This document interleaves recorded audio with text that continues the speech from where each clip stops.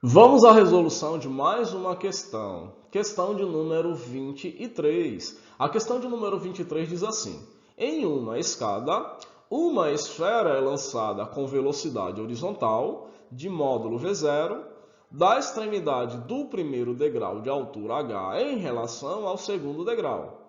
A esfera atinge um ponto X na superfície perfeitamente lisa do segundo degrau, que tem um comprimento d, e imediatamente começa a deslizar sem rolar, também com velocidade horizontal v0 constante, até chegar na extremidade do segundo degrau.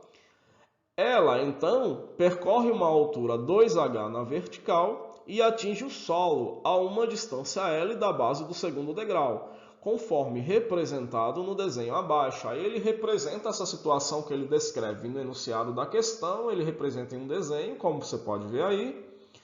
Continuando a questão. Podemos afirmar que o intervalo de tempo que a esfera leva deslizando sem rolar na superfície lisa do segundo degrau é d. Despreze a força de resistência do ar e considere o módulo da aceleração da gravidade igual a g. Aí dá as opções. Vamos responder então, né? Vamos à resolução dessa questão. Primeiro, vamos entender o que a questão está dizendo e o que a questão quer. A questão está dizendo o seguinte: a questão está dizendo que uma esfera é lançada aqui do primeiro degrau de uma escada, ela é lançada e ela chega até o ponto X. No ponto X é uma superfície perfeitamente lisa, ela já começa a deslizar sem rolar. Aí ela vai aqui no segundo degrau até chegar ao solo, nesse ponto aqui. É isso que está dizendo a questão. Aí eu ilustrei aí para vocês o esquema da nossa resolução. O que vai acontecer aqui? Eu dividi em três tempos.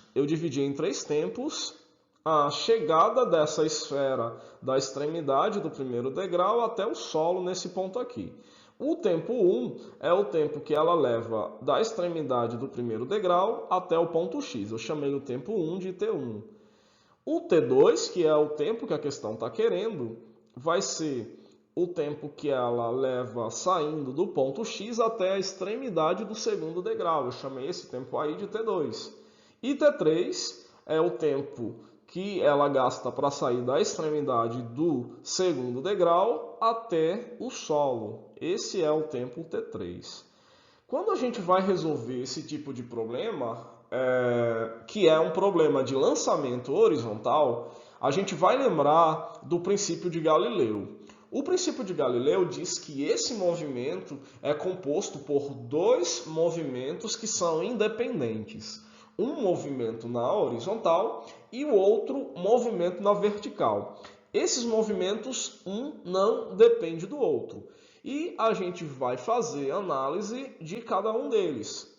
O primeiro movimento que a gente vai analisar é um movimento que acontece com velocidade constante, é um movimento que se dá na horizontal. No movimento horizontal, a gente tem aí a equação que é conhecida como função horária das posições. Ela diz assim que a posição é igual à posição inicial mais a velocidade vezes o tempo. O que a gente vai fazer? A gente vai adequar essa equação ao nosso problema.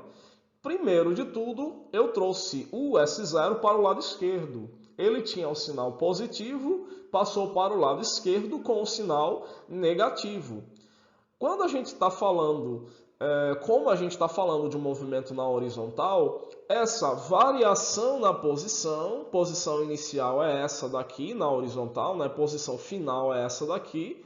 A gente chama essa variação de posição, S final que está aqui menos S inicial, a gente chama isso de alcance. Então, por isso, eu vou substituir aí S menos S0 por A de alcance. Se a gente observar bem a nossa figura, a gente vai perceber que o alcance é o D, ele está aqui, esse comprimento está representado aqui embaixo, ó, nessa parte aqui, é o D, e o L. Então, o nosso alcance é D mais L. A gente vai destacar aí o tempo, né, o tempo total, só trazendo aqui o V para baixo, vamos chamar de V0, como a gente está falando no movimento na horizontal, e o alcance é D mais L.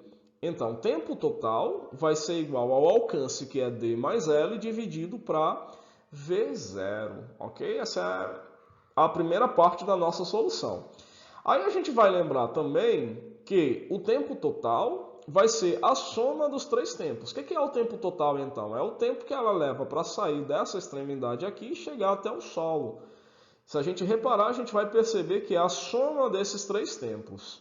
T1, T2 e T3. A gente está interessado em saber quem é T2. Então vamos isolar T2 nessa equação do tempo total. T2 vai ser igual a tempo total menos T1 menos T3. Tá bom? Só que o tempo total a gente já sabe que é D mais L dividido por V0. Então vou substituir aqui, aonde tem tempo total, o valor que ele tem, que é D mais L dividido por V0. Aí como é que vai ficar a nossa equação? T2 é igual a D mais L por V0 menos T1 menos T3. Essa é a cara da nossa equação. Vamos fazer agora uma análise do movimento na vertical. Para o movimento na vertical, eu vou fazer uso dessa equação aí, que é conhecida como função horária das posições. E assim como eu fiz no movimento horizontal, no movimento vertical eu também vou fazer uma adaptação dessa equação para o nosso problema. Então, inicialmente vou passar o S0 para o outro lado. Uma coisa que eu quero chamar a atenção de vocês. Percebam que no movimento vertical, a velocidade vertical inicial ela é igual a zero. A velocidade vertical inicial ela é igual a zero. Por quê? Porque eu não tenho velocidade inicial vertical.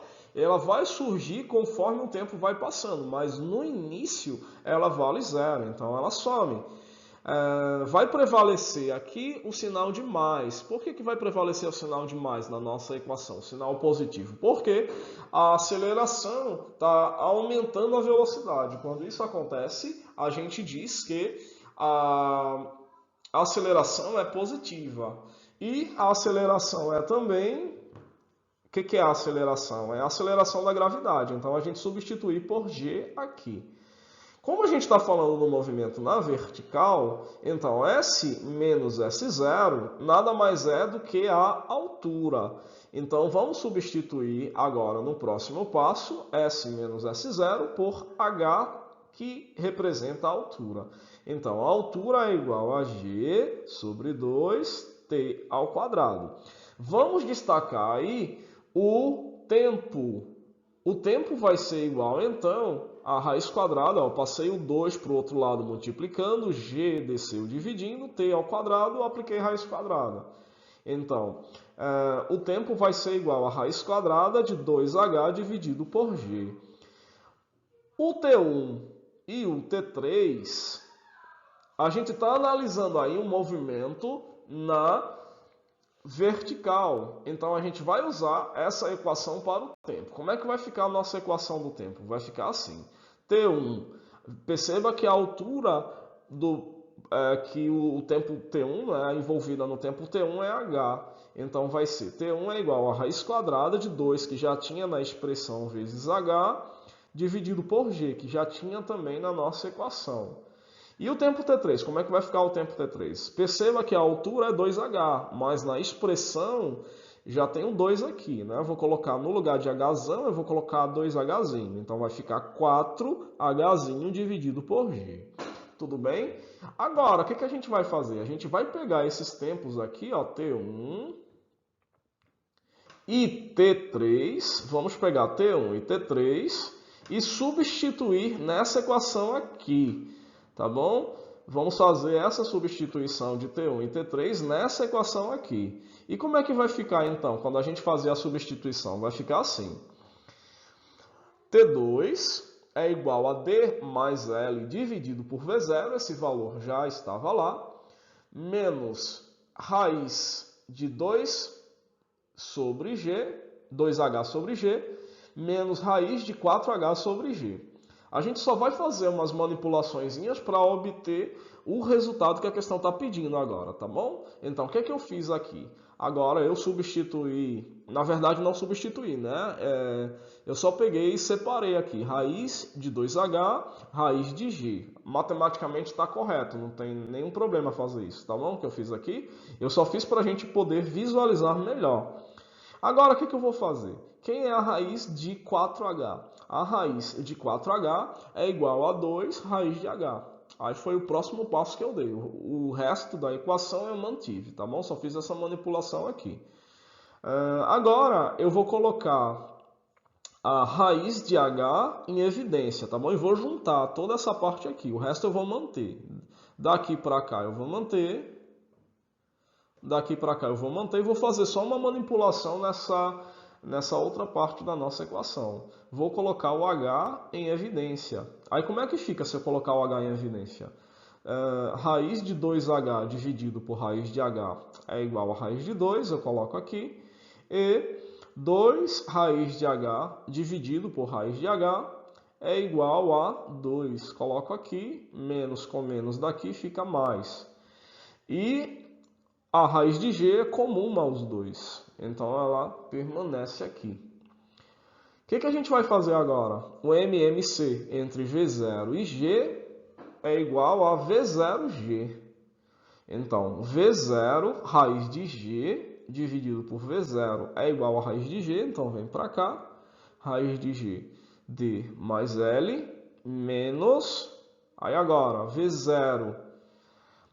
raiz de g dividido por raiz de g vai ser igual a V0, então V0 fica aqui multiplicando e repete o que já estava na equação, tá bom? Então essa é a solução da questão de número 23 e a alternativa correta para essa questão é a letra D.